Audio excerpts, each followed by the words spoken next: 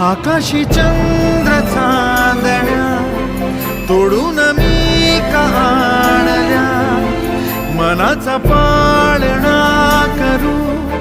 बांधून घे जरा झुला, डोळ्यात तूच साजणी सुखाचा स्पर्श तू नामा, तुझ्या विना उरेन अर्थ जीवना,